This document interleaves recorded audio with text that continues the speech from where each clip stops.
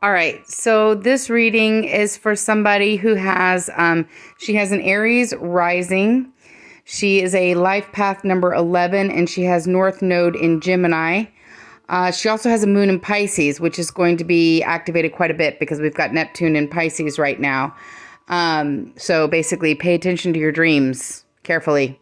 So I was trying to figure out where to hold this because before I get into the reading, I'm going to go over the astrology, but then I'm just like sitting here holding it. So I'm like, would you like to see this? Or maybe you want to see this? I don't know. Anyway, I'm just going to hold the phone. So you're just going to look at whatever you look at while I talk. Okay, so first I'm going to look at the astrology over, and this is going to happen over the course of the entire year. So it's starting now-ish, up all the way through. It goes actually past through 2023, but, I just only pulled it until like December of 2022. So it's basically for the rest of the year. And I've kind of divided the planet transitions into these different areas. Okay, so the first area I'm calling difficulties. Okay, so basically this is also called the Saturn return. So you're going to have a Saturn return this year in your 11th house. So you're going to have difficulties and obstacles in this house. So the 11th house is like new connections, networks, rewards and gains and income, your soul tribe, your friend group, coworkers, alliances, projects that involve a bunch of people. That's all 11th house energy. And that's where you're getting these obstacles. So in your case, this also may be connected to your soul purpose.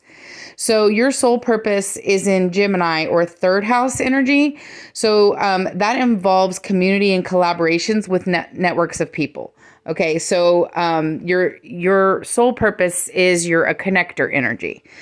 So these obstacles can be affecting your life purpose in a way here. So it's not horrible though, because the whole purpose of Saturn affecting a sector is it will cause more discernment, growth, and self-discipline in that particular sector, which is a good thing because if you're going to be effective in your life purpose later, which has to do with connecting people and being a connector, it would be helpful to have discernment in this area. You will get a short reprieve from March until May.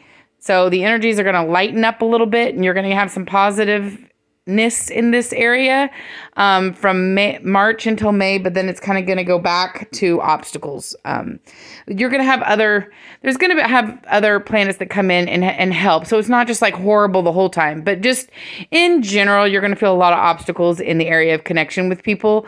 And this, this has actually been going on for a year, I believe. So I think we're in our second year of it. All right. So moving into the area of fuckery.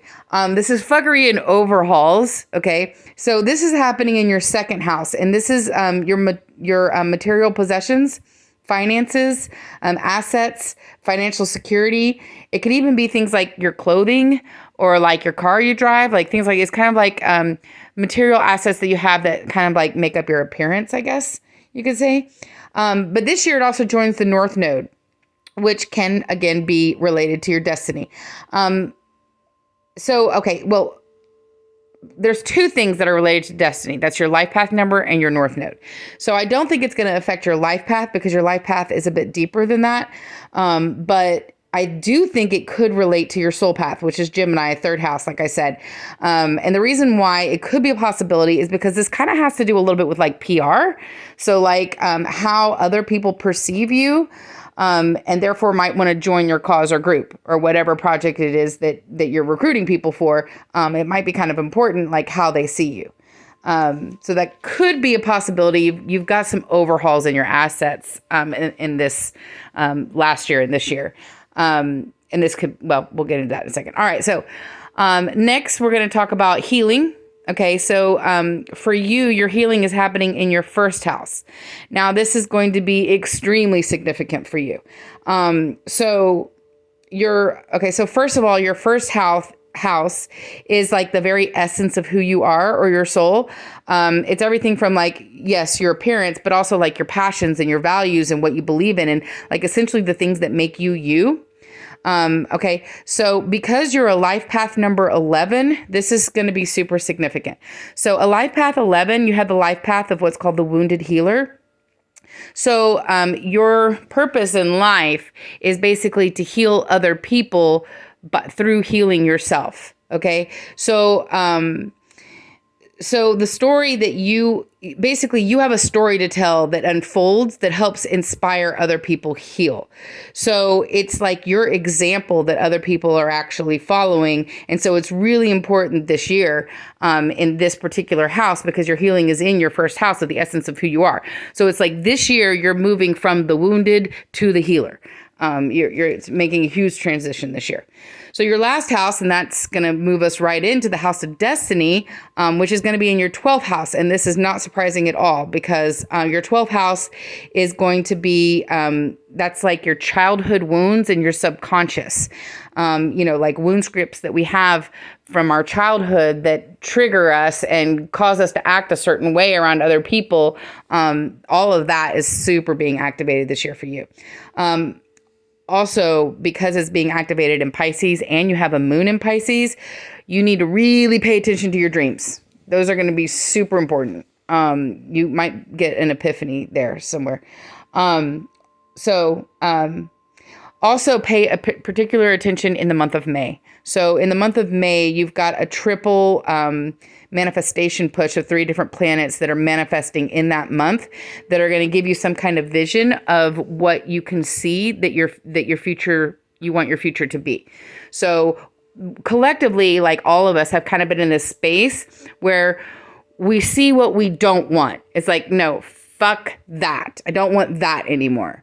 But fuck yes. So it's like, but we're in this like holding pattern. So we're not quite yet to the place where we can like go full speed ahead on the new destiny path, but we know where we don't want to be. Okay. So just pay real close attention to any energy that you get where you're like, no, I want zero part of this. I don't want to do this at all. Pay super close attention to that. All right. So get into the reading. So what I'm kind of working with here. So first of all, let me tell you how I read, because this is important. So I do not contact spirits or angels or talk to any guides or anything in order to read. I have no fucking idea how to do that. So I am an intuitive. So I'm going to read basically using my intuitive gifts. And I am clairsentient, but I'm not super awesome with those gifts yet. I might get better, but I'm just not super good at that right now. So right now I'm basically using I use the astrology to guide the cards that I pulled instead of, talking to some, invisible force that I can't talk to. So I pulled them by, kind of like by treks. So the small card here, I'm going to call that the fuckery trek. And then these pictures here, these are the healing decks. And then this is the destiny one. And then together they kind of make a story. So I'm only pulling this for the full moon. So this is only going to cover like now, like present moment until like the near future. So your whole year, you would have to get like more readings pulled. So full moons, just FYI, like all these planets are in place, and that's what's influencing these different houses.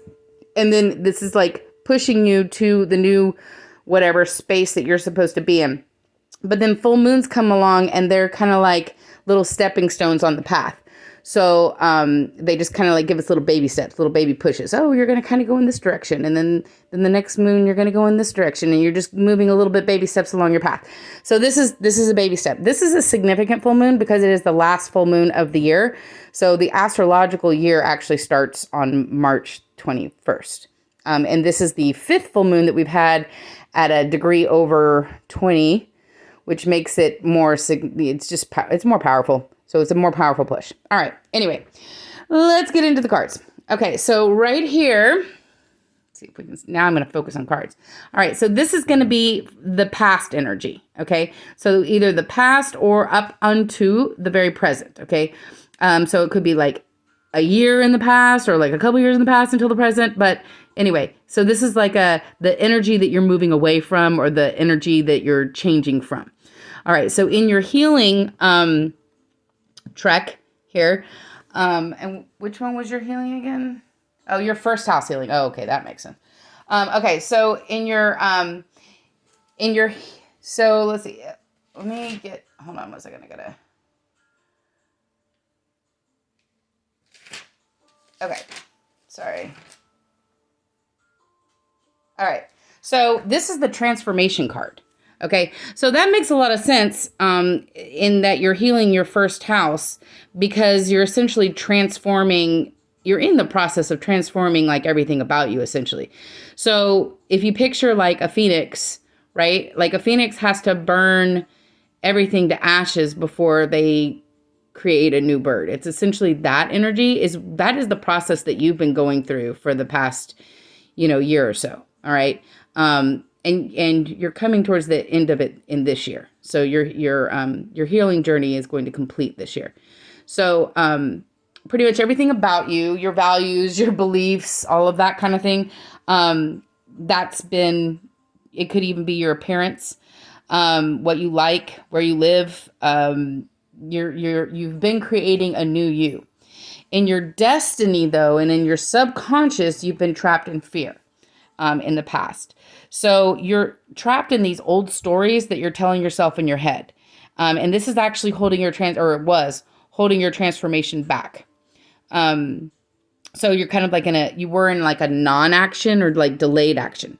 All right. So in your fuckery trek, this would assemble like a new job or since your fuckery is in like your assets and finances, it would have been either a move to a new house or like a new job or a new opportunity of some kind. But there would have been like difficulties with this. So it would have been like, moving to a new house and getting a new job, but it was just like not the easiest transition. Okay. So here you've got what is helping or hurting this process. So this is, this is current energy or within the last year or so energy. All right. So in your healing, you've got a partnership. So this doesn't necessarily have to be a romantic partner, but it often is. 2 of Cups, it usually is. But it's just another person. It's not like a group of people, but it's like another person that comes in and really they're helping this transformation. So there's like everything that's about you that is healing. All right. This other person comes in and kind of like helps you in the process and helps you do that. It could be a therapist too. It could be, it's another person, but it's a person that you, it's not just like, a random coworker. It's like somebody that you connect with on a pretty deep emotional level. In your destiny, in the subconscious, oh, cool, 9 of Pentacles. Okay, so this is helping you a lot, okay? So where you were trapped, so this is a past energy here. So you've moved past this. So where you were trapped in fear, whatever this new job was or this new move, it's helped you get more financially secure, or you've just gotten more financially secure. But this is financial security, and it's actually helping your subconscious move through some insecurities that you were insecure about yourself. That, you're like, no, wait, hold up. I can do this. I am a badass. It's kind of like that energy, which is awesome. So in the fuckery trek, the new job or the new situation or whatever this was, the new move or whatever, it did cause a lot of pressure and stress. A lot of like, I'm feeling like really like it's an overworked energy. Like you're going all about it yourself and, it's just like too much for one person to do type of energy. So this is just what has helped you is that you've said, okay, you know what? I need like a little break and I need to take like a little rest for a bit, and just like chill on that. So hopefully if you haven't done that yet, hopefully you will here in the near future. So this right here is either like right now or it's like in the near future. This is happening here. So what is the moon bringing to you? Okay. So the full moon is happening now. This energy can come in anytime between now and, in the next couple of months. All right. So in your healing, this can symbolize a lot of things, but it's a giving. So it's a giving of something that you're passionate about. So this could be like offering love to someone, for example, offering your compassion to your friends or to a friend. It could even be like coming up like with a new project that you just like are really psyched and totally like, oh my God, this is awesome type of thing. And then you like share it with other people. It's like that kind of energy, okay? In your destiny, okay? So your subconscious, your soul wants to do this. So your soul's like, no, you know what? I'm ready. I've gone through enough. I've gone through enough transformation, and I'm like, I'm ready. I'm ready to do this. The fuckery. Let's see. The Page of Swords. Oh, okay, so that's new ideas. So this very well could be a new idea that you have that you share with people. The only caution here is that with this card can come some judgment. So you may have some judgment thrown at you for whatever offering that you give. It might be received with a little bit of like judgment or criticism or something like that. I don't know. So let's see how, okay, so this is what helps or hurts. Oh, okay. So in the healing sector, you have conflict. So this, whatever this is, a project or, giving to friends or like you putting yourself out there, whatever this is, you're vulnerable here. And then you have some conflict that arises because of that. Not necessarily conflict in you. This is conflict like with another person. So in your subconscious, this is the Judgment card. So this is like an objective evaluation. Okay, so it's like looking at it and saying to yourself, okay, since you're going to be evaluating in your subconscious, it would be looking at like your subconscious triggers. So like, okay, you have a conflict with somebody, all right, or somebody's just bringing you some shade or something. So then sometimes when you're looking at your, when you know you've got wounds in your past, you've got to look at that objectively and say, all right, hold on. Is this person just triggering me because it triggered some wound inside of me that just like activated me and now I'm all pissed? Or does this person like really deserve the bitchiness I'm about to throw at them? And maybe they deserve the bitchiness, maybe they were like completely uncalled for. But maybe not, maybe they just triggered something in you. And really it's like, okay, hold on. I don't need to be going overboard here. I just need to evaluate myself. So this is like it's an opportunity for your subconscious to learn to evaluate objectively and look at things and be like, okay, is this a trigger or is this person really being a jackass? Here in the fuckery, this just means that there's delay in moving forward. Okay, so there's some kind of delay here that's about to happen. So let's look at the growth period, the growth potential. So first of all, learn to trust your gut. All right, so you're doing enough healing and you've had enough transformation. And this year, your healing has been in your subconscious. So you've done enough of the work to where you might need to start trusting yourself. So trust your gut, learn to follow your intuition.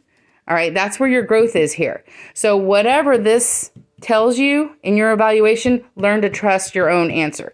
So if your answer says, no, you know what, I was just triggered and I need to be cool and whatever. Or if your evaluation says, no, this person's a dickhead and they just need to hear about that.